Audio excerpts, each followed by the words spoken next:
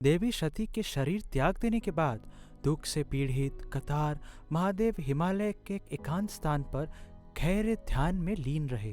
वह किसी भूत प्रेत या देवता से नहीं मिलते या बात भी नहीं करते। नंदी को अपना एकमात्र वाहन मानकर उन्होंने अनजाने में ही ध्यान में लीन रहने का सोचा। ओम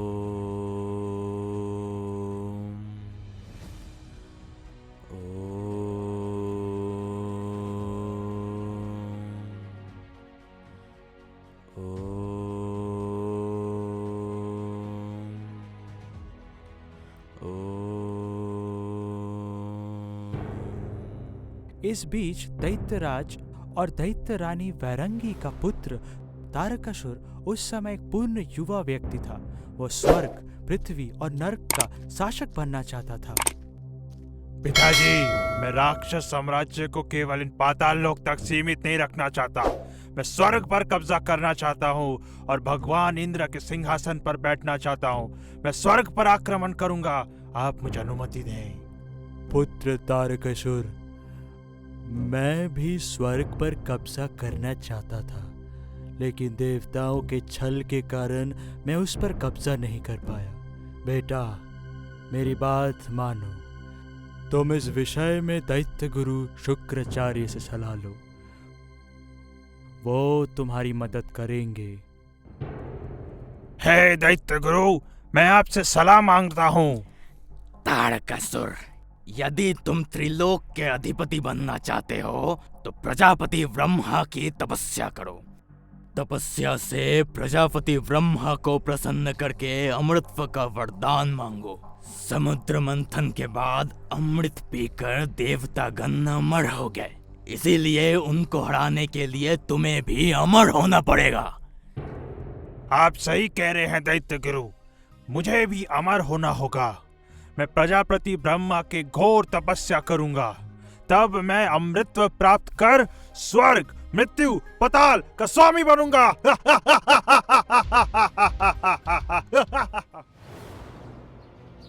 ओम ब्रह्मदेवाय नमः। ओम ब्रह्मदेवाय नमः। ओम ब्रह्मदेवाय नमः।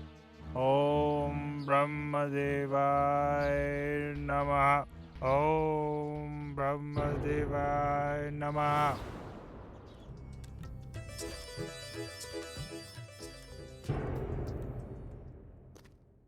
नारायण नारायण। प्रणाम देवराज इंद्र। प्रणाम देवर्षि नारद। कोई जरूरी बात है क्या? संवाद? हाँ, वो तो है ही। मैं सोच रहा था कि वो अभी दो या बाद में। दरअसल मैं आपकी राजसभा में आया था एक चिंताजनक खबर लेकर, और यहाँ नाच गान, खूबसूरत माहौल, इसलिए नारायण नारायण। क्या बोल रहे हैं आप? चिंताजनक खबर? तो फिर और देर ना करके जल्दी बताएं आप। पाताल लोक के राजा वज्रंग का पुत्र तारकासुर ब्रह्मा को प्रसन्न करने के लिए तपस्या कर रहा है। ओम ब्रह्मदेवाय नमः। तारकासुर अमृतत्व प्राप्त करना चाहता है और स्वर्ग प्राप्त करना चाहता है। नारायण नारायण। नहीं नहीं, ये नहीं हो सकता। तारकासुर का इच्छा कभी पूरी नहीं हो सकता। वरुण देव, पवन देव, अग्निदेव, आप सब मेरे साथ चलिए। हर हाल में उसको रोकना पड़ेगा। चलिए मेरे साथ। ओम ब्रह्मदेवाय नमः। ओम ब्रह्मदेवाय नमः। ओम ब्रह्मदेवाय नमः। ओम ब्रह्मदेवाय नमः। ओम ब्रह्मदेवाय नमः। ओम ब्रह्मदेवाय नमः। ओम ब्रह्मदेवाय नमः। ओम ब्रह्मदेवाय नमः। ओम ब्रह्मदेवाय नमः। वत्स तारकासुर, अपनी आंखें खोलो। अपनी आंखें खोलो वत्स। मैं तुम्हारे तपस्या से संतुष्ट हुआ हूँ। प्रणाम प्रभु। बोलो वत्स तारकासुर, तुम क्या वर चाहोगे? हे प्रजापति ब्रह्मा जी, मुझे अमरता का वरदान चाहिए। अमरता केवल देवताओं के लिए है। मैं तुम्हें कभी भी अमरत्व नहीं दे सकता हूँ। तुम अमरत्व के अलावा कोई भी और वरदान मांगो, तुम्हारी इच्छा जरूर पूरी होगी। तो फिर मुझे यह वरदान दीजिए कि कोई भी देवता मुझे मार न सके। केवल देवों के देव महादेव के पुत्र ही मुझे मार सके। मेरी ये इच्छा पूरी हो। लेकिन ये कैसे संभव है? महादेव अपनी पत्नी सती के देह त्याग के बाद अज्ञात स्थान में तपस्या कर रहे हैं।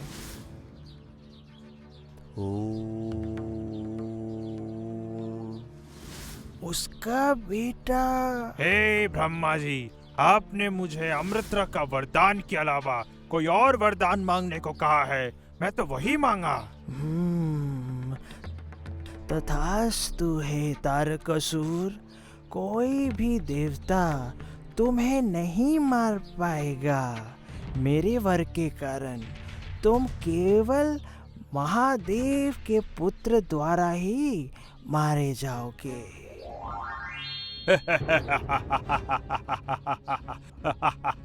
महादेव की पत्नी सती ने शरीर त्याग किया है। महादेव ध्यान में लीन है। उनका पुत्र कहाँ से आएगा? अर्थात महादेव का तो ना पुत्र है और ना ही मेरी मृत्यु होगी। मैं अमर हूँ, मैं अमर हूँ।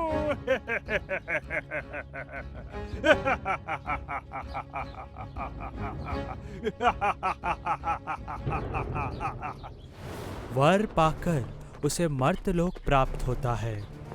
मर्त्यलोक के आम लोगों पर राक्षसों का अत्याचार शुरू हो गया।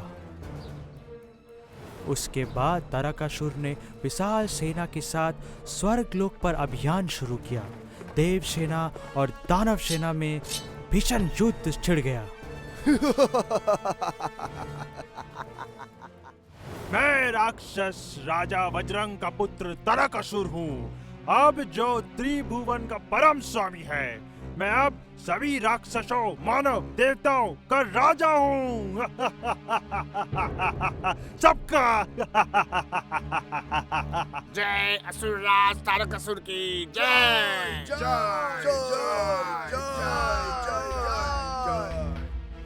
जय असुरराज तारकासुर की जय।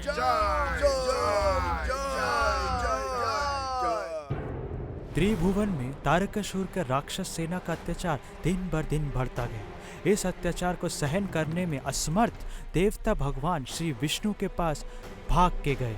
हे भगवान श्री विष्णु, अब हमारा क्या होगा? बचा लीजिए हमें, हमारी रक्षा कीजिए। हे देवताओं, आप डरिए मत। मैंने नारद से सब कुछ सुन लिया है। अब मैं तारकासुर से युद्ध करूंगा। देखता हूँ कि तारकासुर मेरे हाथ से कैसे बचता है।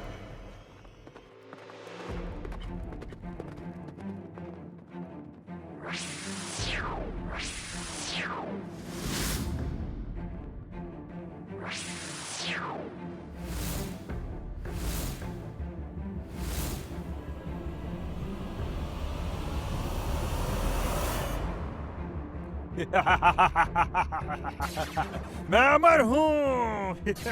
मैं अमर हूँ। हे पालनकर्ता विष्णु, अब हम लोगों का क्या होगा? हम कैसे इस असुर के हाथ से बचे? बोलिए भगवान। नारायण नारायण। प्रणाम भगवान, प्रणाम माता लक्ष्मी। बोलिए नारद, आप कौन सा संवाद लेके आए हे हैं? प्रभु, तारकासुर का वध करना किसी भी देवता के लिए संभव नहीं है। प्रजापति ब्रह्मा की तपस्या करके उसने वरदान प्राप्त किया है। मुझे अमृत का वरदान दीजिए। अमरत्व सिर्फ देवता का अधिकार है।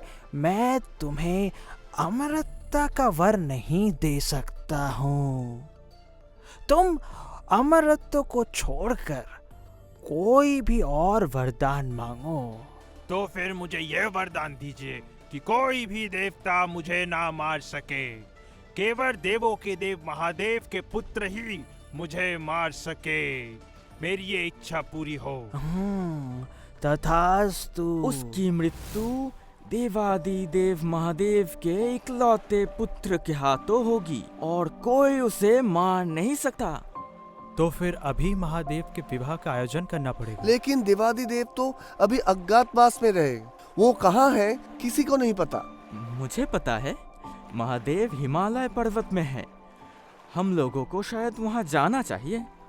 हम लोगों को पहले प्रजापति ब्रह्मा के पास जाना पड़ेगा। वह इस बारे में क्या सोच रहे हैं हम लोगों को पता करना चाहिए। आप लोग सही बोल रहे हैं। मेरे वरदान से ही तारकासुर को ये शक्ति मिली है कि कोई देवता उसे नहीं मार सकता।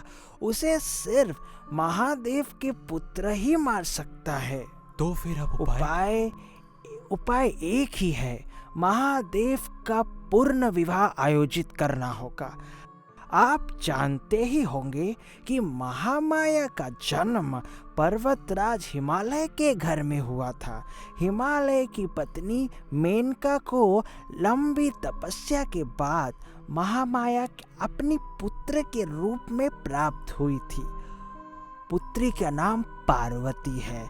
जब पार्वती बड़ी हो जाए तो महादेव से विवाह रचना चाहिए।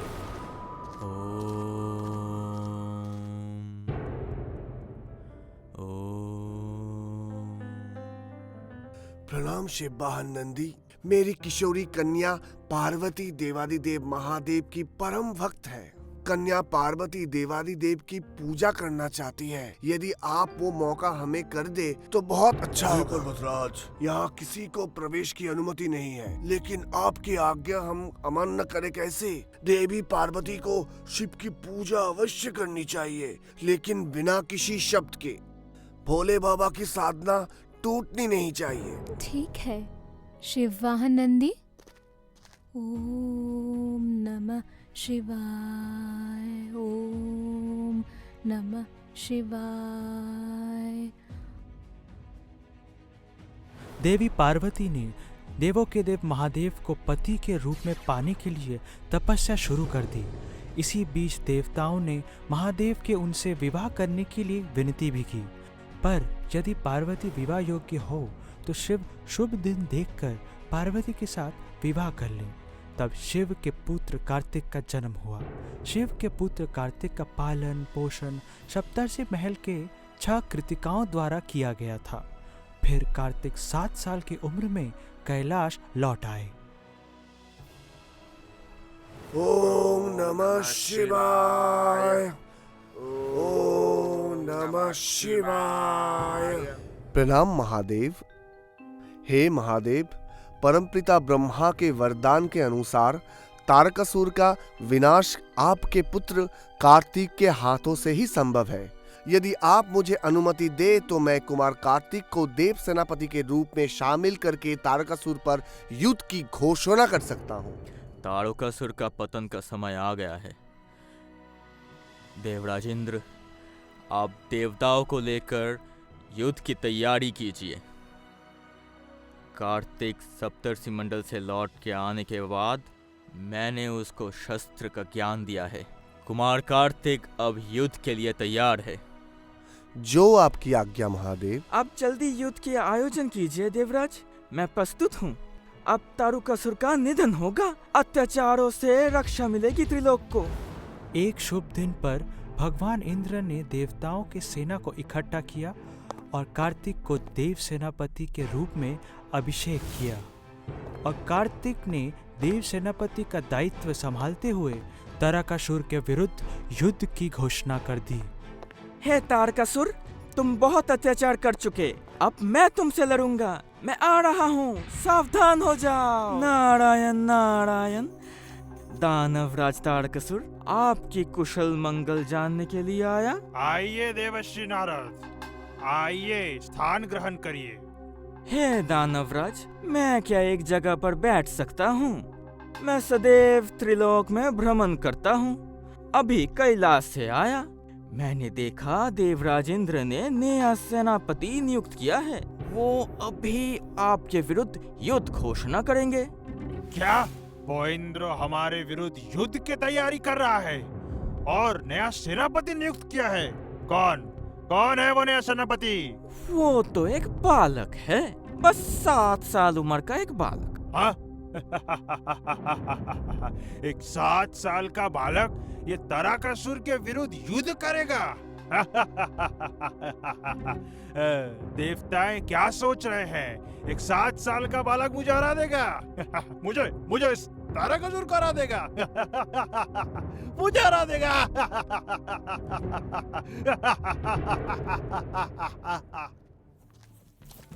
देव सेनापति कार्तिक की जय। देव सेनापति कार्तिक की जय। दानवराज तारकासुर का जय। दानवराज तारकासुर का जय। देव सेनापति कार्तिक की जय। देव सेनापति कार्तिक की जय। हे बालक, तुम आए हो मेरे साथ युद्ध करने? तुम्हें डर नहीं लगता है? हाँ? मैं डरता नहीं हूँ, मैं शिव पुत्र कार्तिक हूँ। डर तो तुम्हें लगना चाहिए। डरेगा मैं? तारकासुर डरेगा क्या? सुनो कार्तिक, मैं अमर हूँ। कोई मुझे नहीं हरा सकता, कोई नहीं। तुम युद्ध क्षेत्र से लौट जाओ कार्तिक। इस युद्ध क्षेत्र से चले जाने में ही तुम्हारी जान बख्शी जाएगी। लौट जाओ यहाँ से। हे तारकासुर, तुम भूल रहे हो ब्रह्मा ने तुम्हें क्या वर दिया था। प्रजापति ने कहा था तुम्हारी मृत्यु होगी शिव पुत्र के हाथों। मैं हूँ शिव पुत्र कार्तिक। मनुष्यों और देवताओं ने बहुत समय तक तुम्हारा अत्याचार सहा है। ये अत्याचार अब खत्म होगा। यदि तुम जीवित रहना चाहते हो तो पाताल लोक वापस चले जाओ। देवताओं और मनुष्यों पर अत्याचार करना बंद करो, नहीं तो युद्ध करो। युद्ध करूंगा। युद्ध। इतने वर्षों तक मैंने इस पृथ्वी और पाताल पे शासन किया है, कोई मेरा कुछ नहीं बिगाड़ सकता। और आज मैं इस बालक के डर से युद्ध भूमि छोड़ दूंगा। हाँ? कभी नहीं। मैं अब इस लड़के को अभी हरा दूंगा।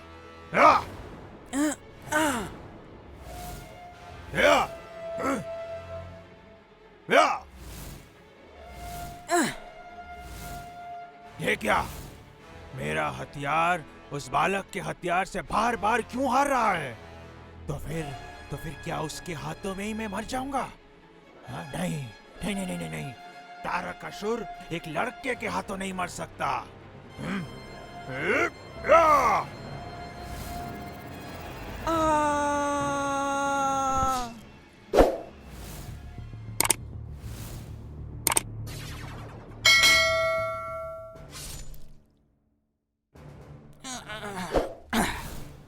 बालक, सावधान हो जाओ। अब इस हथियार से मैं तुम्हें खत्म कर दूंगा।